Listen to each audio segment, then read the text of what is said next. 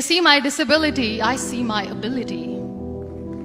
They call me disabled, I call myself differently abled. There are some incidents that happen in your life.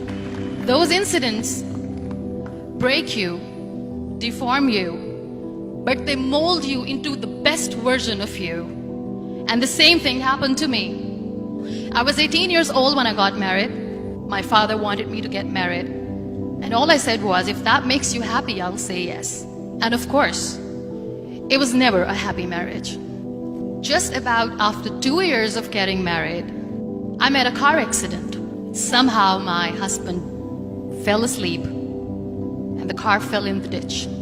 He managed to jump out, saved himself. I'm happy for him. But I stayed inside the car and I sustained a lot of injuries. The list is a bit long, don't get scared. The wrist was fractured. Shoulder bone and collarbone were fractured. My whole rib cage got fractured. And because of the rib cage injury, lungs and liver were badly injured. I couldn't breathe. I lost urinary bowel control. That's why I have to wear the bag wherever I go.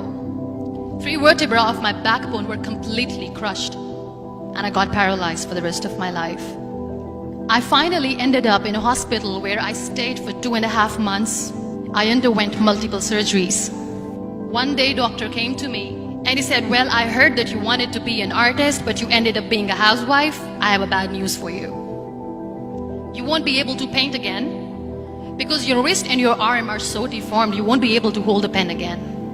Next day, doctor came to me and said, your spine injury is so bad, you won't be able to walk again.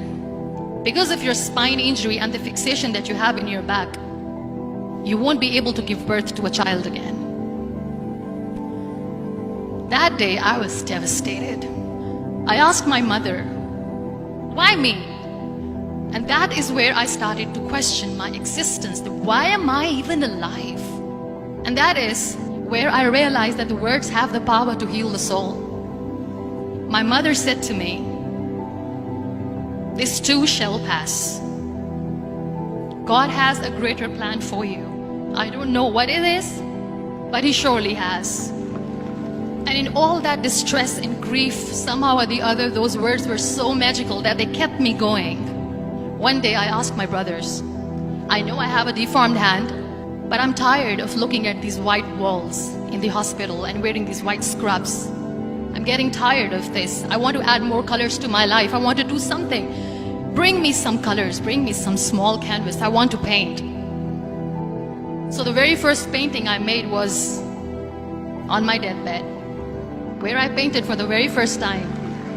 It was not just an art piece or just my passion. It was my therapy. And then I was discharged and I went back home.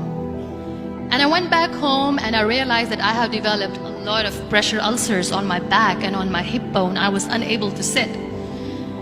There were a lot of infections in my body, a lot of allergies. So doctors wanted me to lie down on the bed straight for not 6 months, for not 1 year, for 2 years. I was bedridden, confined in that one room, looking outside the window, listening to the birds chirping, and thinking maybe there will be a time when we'll be going out with the family and enjoying the nature. That was the time where I realized how lucky people are.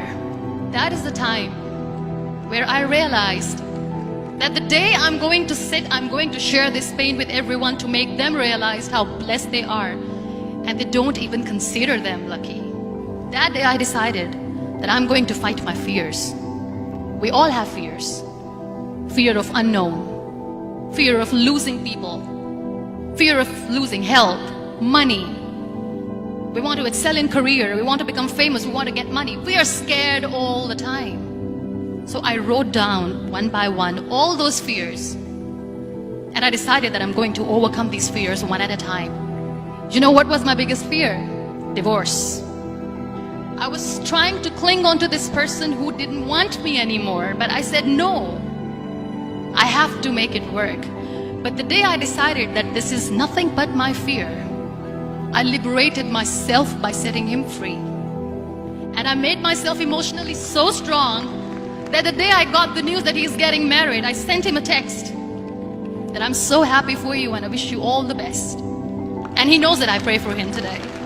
Number 2 was, I won't be able to be a mother again.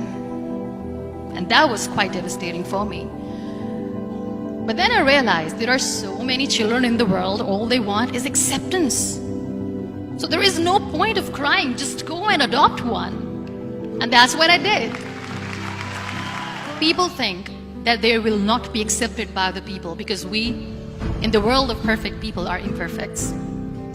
So I decided that instead of starting an NGO for disability awareness, which I know will not help anyone, I started to appear more in public. I started to paint. I decided that I'm going to join the national TV of Pakistan as an anchor person. And I've been doing a lot of shows for the last 3 years. I became the National Goodwill Ambassador for UN Women Pakistan, and now I speak for the rights of women, children. We talk about inclusion, diversity, gender equality, which is a must. Every time I go in public, I always smile. It's always a big toothy smile on my face, and people ask me, don't you get tired of smiling all the time? What's the secret? I always say one thing, that I have stopped worrying about the things that I have lost, the people that I have lost. Things and people who were meant to be with me are with me. And sometimes somebody's absence makes you a better person. Cherish their absence. It's always a blessing in disguise. Live your life fully. Accept yourself the way you are. Be kind to yourself. Be kind to yourself. I'll repeat, be kind to yourself, and only then you can be kind to others. Love yourself and spread that love. Life will be hard. There will be turmoils, there will be trials, but that will only make you stronger. So when you accept yourself the way you are, the world recognizes you. It all starts from within.